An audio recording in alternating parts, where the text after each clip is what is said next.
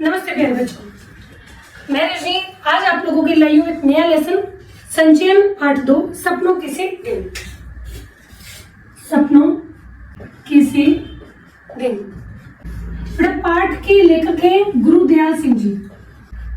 गुरुदयाल सिंह जी पंजाब में इनका जन्म हुआ है 1933 में ईस्वी में पंजाब। इस पाठ के बारे में आज हम बात करने जा रहे हैं। आप ये देखेंगे पाठ 6 छोटे छोटे भागों में लेखक ने डिवाइड किया हुआ है, बांटा हुआ है। तो मैं एक एक पाठ के बारे में आपको जो जरूरी पाठ हैं, जो जरूरी हिस्से हैं, उनके बारे में आज आपको बताने जा रही हूँ। पाठ में लेखक सबसे पहले जो स्टार्टिंग करते हैं, सबसे पहले जो शुरू करते हैं पाठ को, वो अपने संगी साथियों से शुरू करते हैं। संगी साथियों के साथ कैसे करते हैं? लेखक बताते हैं कि मैं और मेरे बचपन के सभी संगी साथी। देखो बेटा, नाम से पता चल रहा है सपनों के से दिन। सपनों के से दिन नाम का मतलब यही है कि लेखक इसके अंदर अपने बचपन के दिनों को याद कर रहे हैं, जो उनके लिए बिल्कुल सपनों जैसे हैं। सपनों के से मतलब हम सपना देखते हैं, कोई अच्छा सपना होता है तो लगता है वो दोबारा आ जाए, लेकिन हमारे कहने से तो वो पूरा नहीं हो सकता। ऐसे बचपन के दिन भी ऐसे ही है जो सपनों के से हो गए, हम चाह कर भी उनकी पलों को दोबारा नहीं पा सकते। तो लेखक इस पाठ में अपने बचपन के दिनों को याद कर रहे हैं। तो फर्स्ट पार्ट पहले सबसे क्या याद करते हैं? वो अपने संगी साथियों के बारे में। वो कहते हैं मेरे सभी संगी साथी, लेखक और उनके सभी संगी साथी। वो कहते हैं हमारे संगी साथी भी हमारे जैसे हुआ करते थे। हम जब खेलने कूदने के लिए जाया करते थे, नंगे पांव होते थे, फटी हुई मैली सी कच्छी हुआ करती थी, कुर्ते जो होते थे उनमें छेद हुआ करते थे, बटन नहीं होते थे, बिखरे बाल हुआ करते थे। तो पूरा समय हम खेलने कूदने में ही निकाल दिया करते थे। खेलते कूदते हुए हमें कितनी बार चोट लग जाती थी, हमें खुद को भी बात नहीं पता होती थी। हम खेलते कूदते हुए जब घर पहुंचते तो हमारी मम्मी, हमारी बहन ऐसा नहीं हमारा इलाज किया करती थी, हमारी मरहम पट्टी किया करती थी, बल्कि हमें और पीटती थी। क्यों गए थे खेलने कूदने के लिए? आजकल की मम्मियों की तरह बहन की तरह नहीं थी कि पहले थोड़ा इलाज करेंगे, उनके ऊपर पट्टी लगा कर करेंगे, दवाई लगाएंगे। नहीं, हमारी मम्मी, हमारी बहनें हमें खूब मारा करती थी। और यहाँ तक कि कईयों के बाप तो इतने तक गुस्सैल तक हुआ करते थे। लेकर बताते हैं कि वो मारते पीटते इतना मारना पीटते थे कि कई बार तो हमारे हाथ पैरों में से, मुंह में से लहू तक, खून तक निकल आता था, लेकिन छोड़ते नहीं थे। तो इसका मतलब ये था कि खेलने कूदने में हमारा इतना मन लगता था, हमें मार खानी पड़ती थी घर आकर भी, लेकिन फिर भी हम खेलना कूदना नहीं छोड़ पाते थे। लेकिन कहते हैं मुझे इस बात का पता ही नहीं चला कभी, क्यों इतनी मार खाने के बाद भी हम फिर अगले दिन फिर खेलने पहुंच जाया करते थे। ये तो बड़े होने के बाद जब मैं खुद टीचर बना, अध्यापक बना, तो चाइल्ड साइकोलॉजी यानी कि बाल मनोविज्ञान पढ़ने के बाद मुझे पता चला कि बच्चों को खेलकूद इतना प्यारा क्यों होता है। तो हमें लेखक और उसके संगी साथियों के बारे में हमें क्या पता चला कि खेलते थे तो क्या होते थे? नंगे पांव खेलते थे। पांव में जूती भी नहीं हो सकती थी, पांव में जूती भी नहीं होती थी, यानी कि जो फाइनेंशियली स्थिति थी, जो आर्थिक स्थिति, वो वैसी मजबूत नहीं हुआ करती थी। ठीक है, कपड़े कैसे होते थे? फटे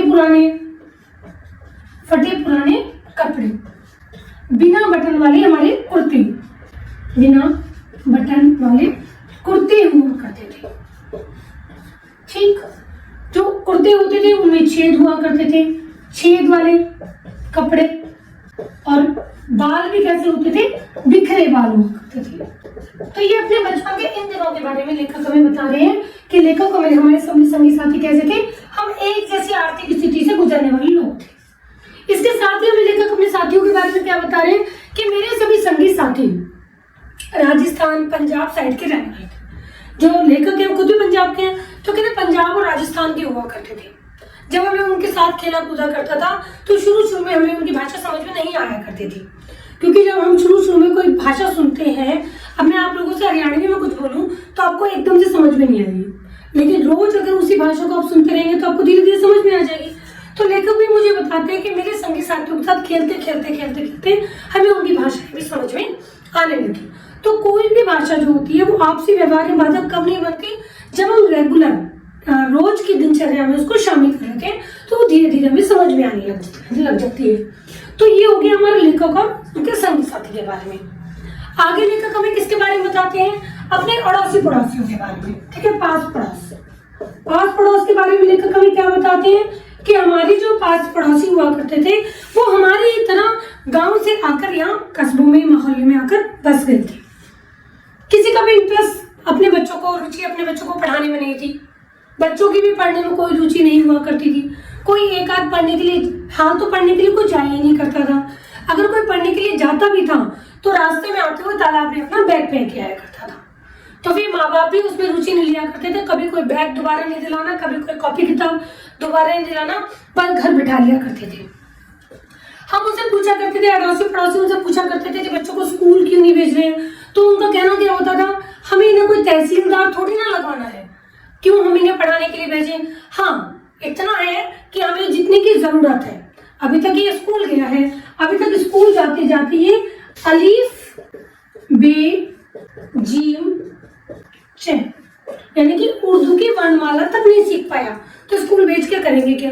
वो कहते हैं जो मुनीमी का काम किया करते थे, जो जमनिया लोग थे, परचूने का काम किया करते थे, आड़त का काम किया करते थे, वो भी अपने बच्चों को स्कूल भेजना पसंद नहीं किया करते थे। वो कहते थे कि पंडित घनश्याम व्यास के पास 8 महीने के लिए भेज देंगे, वो उन्हें लंडे और मुनीमी का काम करना सिखा देंगे, बस हिसाब किताब, यानी मुनीमी का काम है हिसाब किताब की चीजें सिखा देंगे और हमारा काम चल जाएगा। तो यानी कि स्कूल जाने में ना तो बच्चों की कोई रुचि थी, ना माता पिता की कोई बच्चों को स्कूल भेजने में रुचि थी। फिर भी लेखक स्कूल गए। लेखक आगे क्या बताते हैं अपने बचपन की यादों को याद करते हुए कि जब हम स्कूल जाया करते थे तो हमें घास बहुत हरी लगा करती थी, हमें चमेली के फूलों की खुशबू, गेंदे के फूलों की खुशबू, गुलाब के फूलों की खुशबू बहुत अच्छी लगती थी। लेखक कहते हैं मुझे ये बात तब तो समझ में नहीं आई कि मुझे कोई ये सब अट्रैक्ट क्यों करता था, आकर्षित क्यों करता था, लेकिन बड़े होकर समझ में आई कि बचपन की भावनाओं के अनुकूल ये सारी चीजें हुआ करती थी, तो शायद हमें ये सारी चीजें अच्छी लगा करती थी। तो लेखक आगे क्या कहते हैं, लेखक आगे कहते हैं कि हमारा नई कक्षा में एडमिशन होता था, यानी कि हमें पुरानी कक्षा से हम नई कक्षा में एडमिशन होने के बाद क्या होता था, प्रवेश मिला, अगली श्रेणी में पहुंचे। अगली श्रेणी में पहुंच के बहुत उत्साहित होते थे कि अब हम थोड़े से सयाने हो गए, हम थोड़े बड़े हो गए हैं। साथ ही थोड़ी सी उदासी भी छा जाती थी। क्यों? क्योंकि अब नई कक्षा में पहुंचेंगे, इसका मतलब पढ़ाई थोड़ी और मुश्किल हो जाएगी।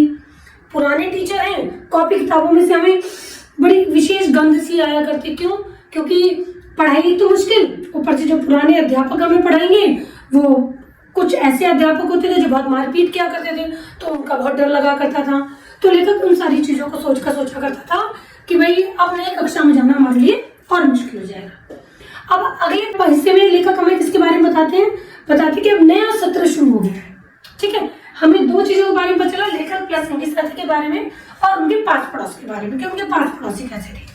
अब लेखक कह रहे हैं मेरा एडमिशन हो गया है, नई क्लास में पहुंच चुकी हूँ, हमारा नया सत्र आरंभ होता था, नया सेशन आरंभ हो गया। नया सेशन आरंभ होते ही छुट्टियां पड़ जाती थी। ये बात आप लोगों को सबको ही पता है कि अप्रैल में हमारा नया सेशन स्टार्ट हुआ, नया सत्र आरंभ हुआ और उसके बाद 1-1.5 महीने की छुट्टियां पड़ गई।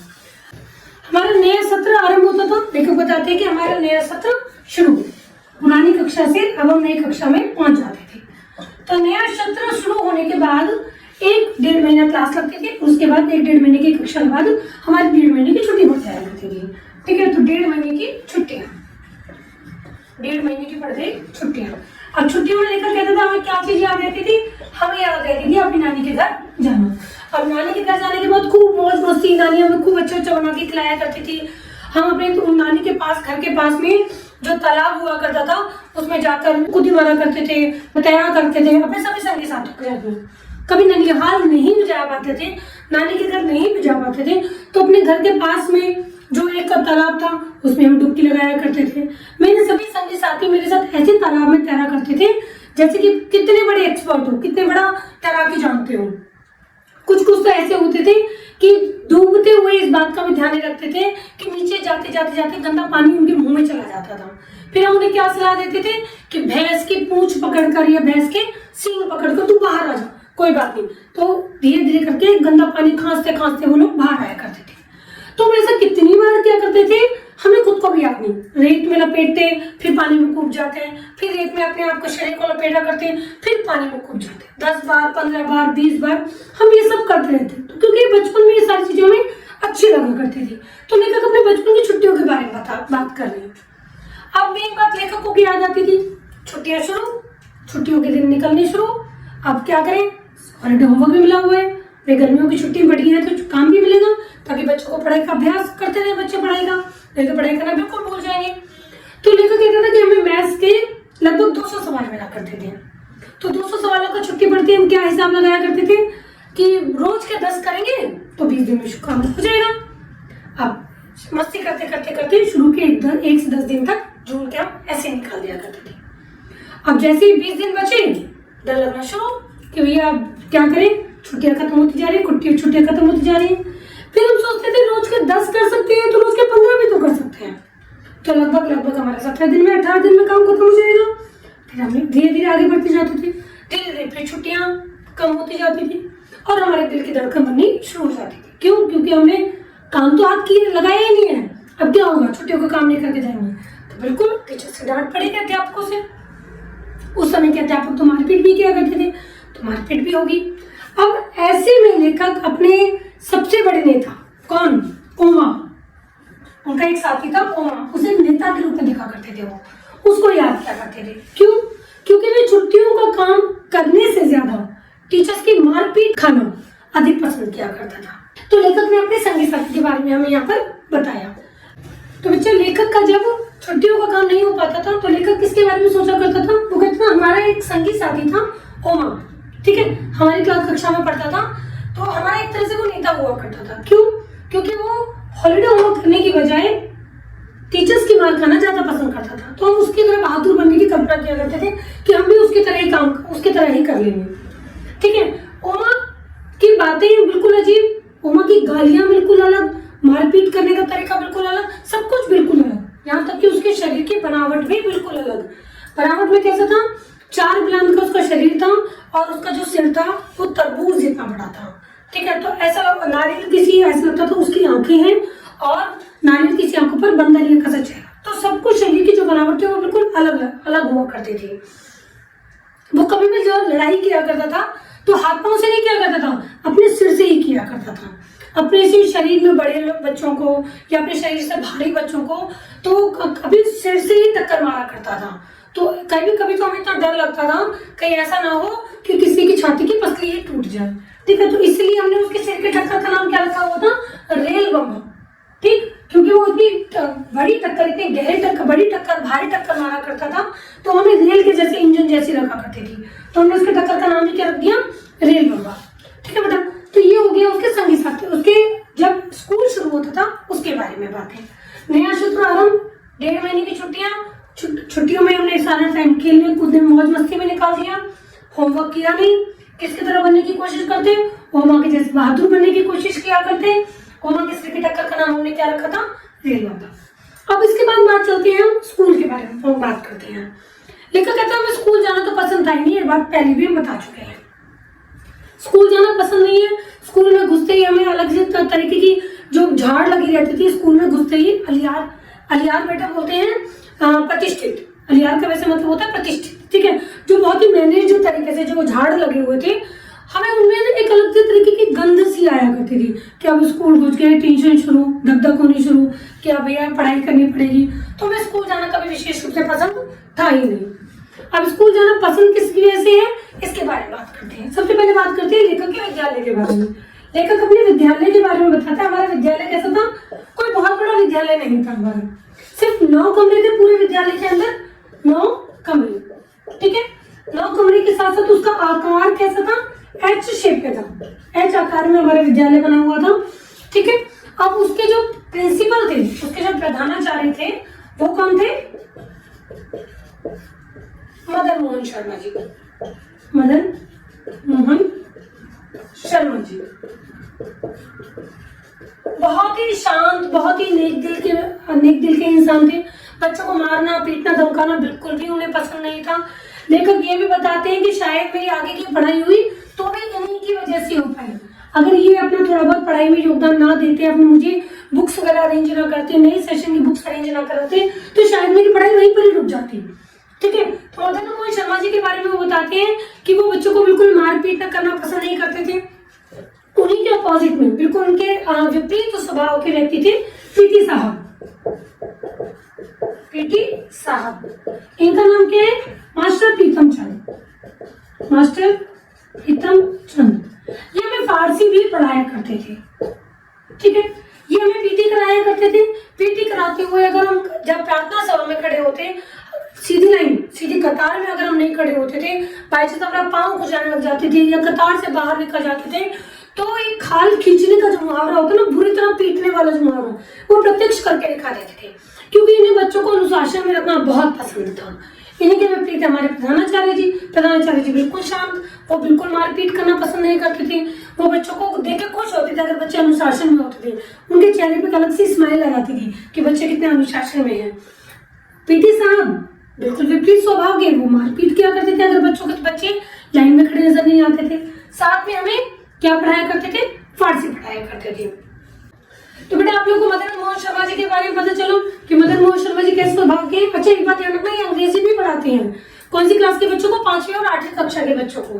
ठीक है, बच्चों के साथ मारपीट बिल्कुल नहीं करते हैं। बच्चे पढ़ के नहीं भी आते हैं या कभी अनुशासनहीन भी होते हैं, तो ये उल्टे हाथ से बच्चों को अपने पतली पतली लंबी उंगलियों से ऐसे मारा करते थे।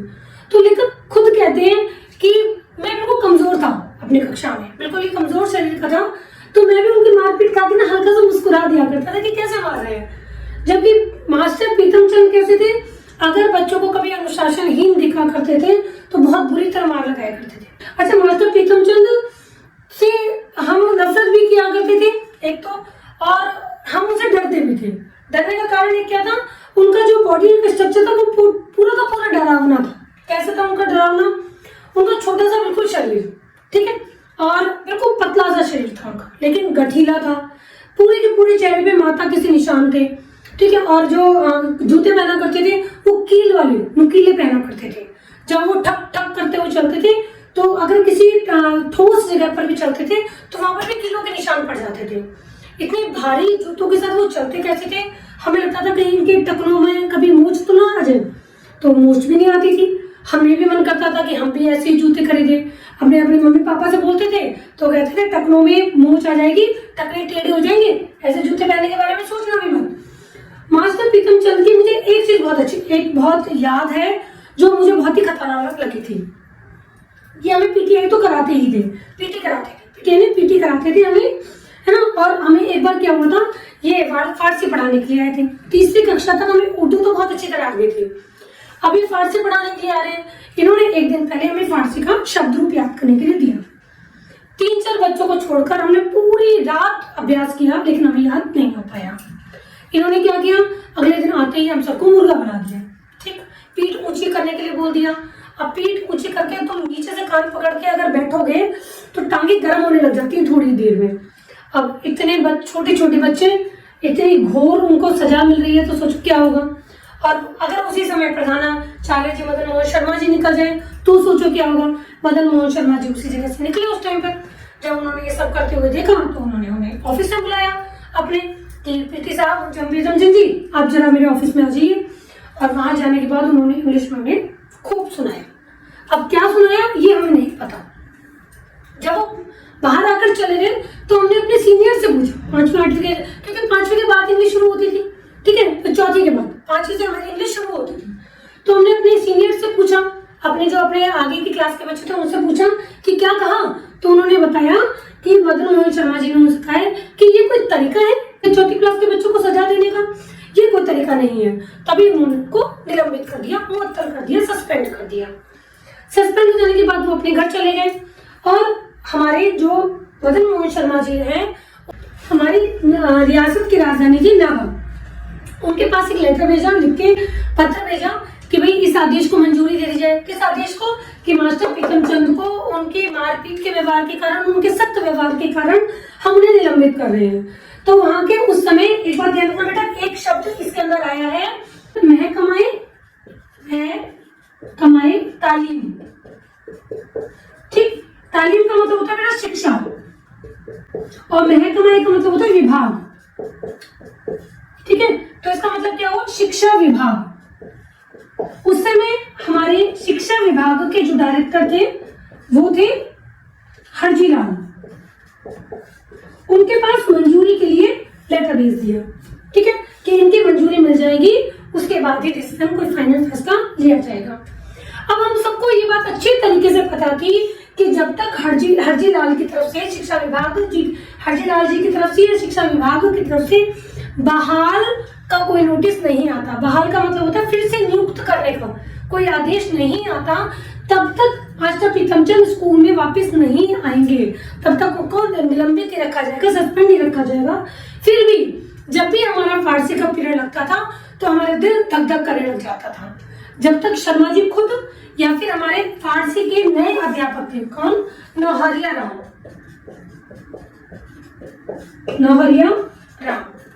हमें पढ़ाने के लिए नहीं आ जाते थे, तब तक हमारी धक धक हार्ट बीट जो होती थी वो बढ़ी रहती थी कि कहीं ऐसा ना हो मास्टर प्रीतम चंद आ जाए, फिर वही मारपीट शुरू हो जाए, फिर वही हमारी सजा देनी शुरू हो जाए। तो हम उसे इतना डरा करते थे।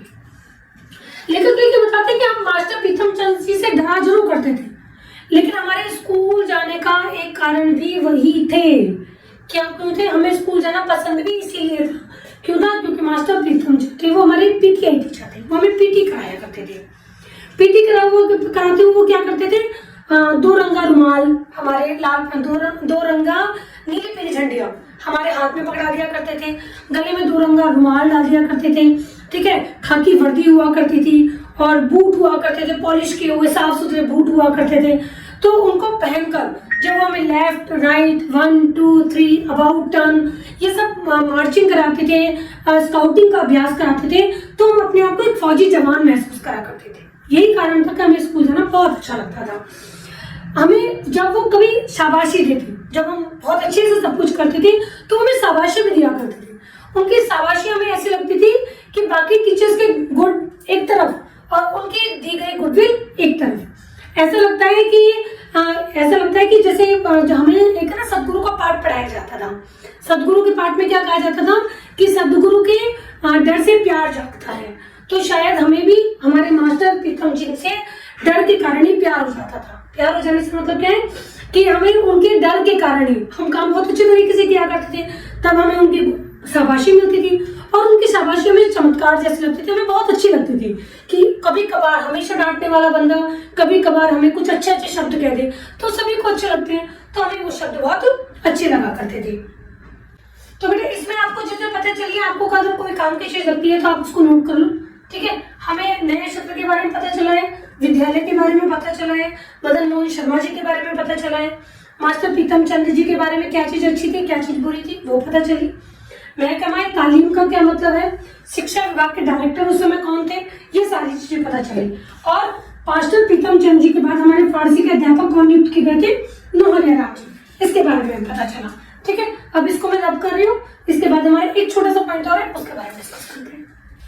लेखक हमें बताते हैं कि हमें एक फौजी जवान जैसी फील आती थी।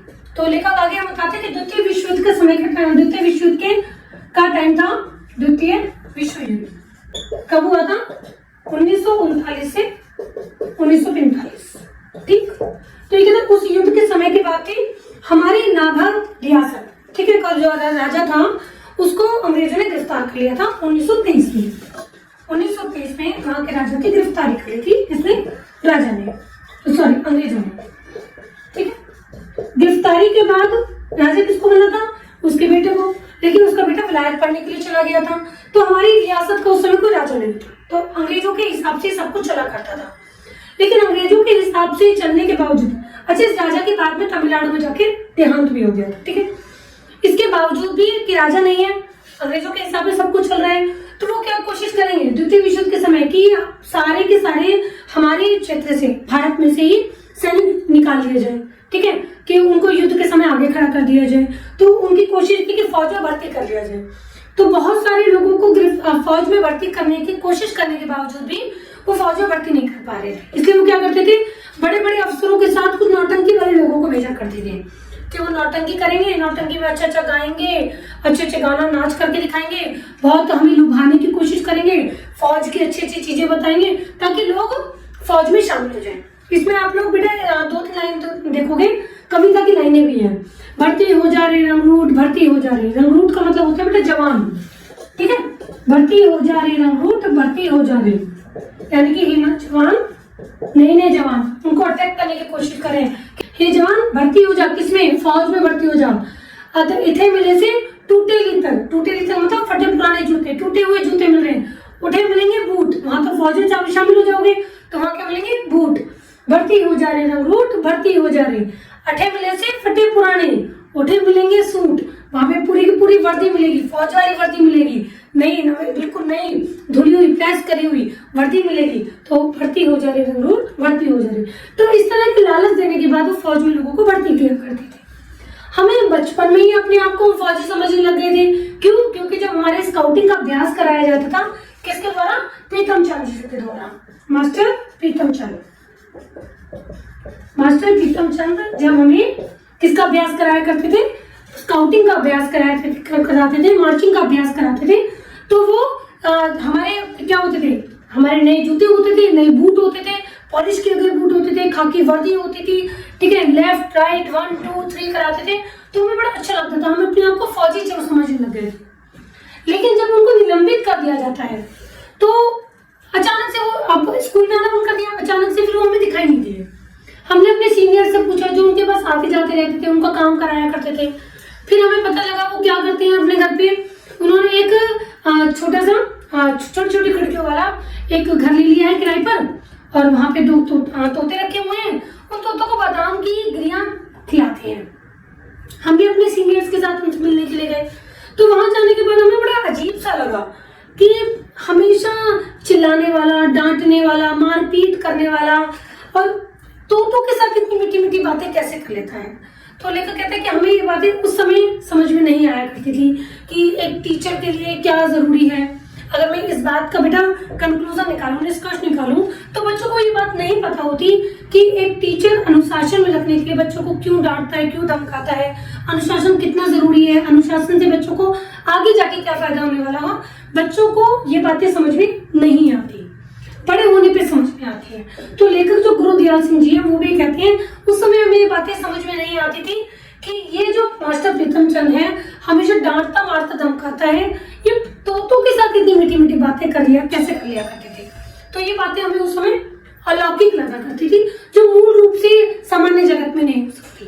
तो इस तरह से लेखक अपने पूरे बचपन के दिनों को जो सपनों के से लगते हैं, इस पाठ के अंदर उन चीजों को याद कर रहे हैं। थैंक यू बेटा।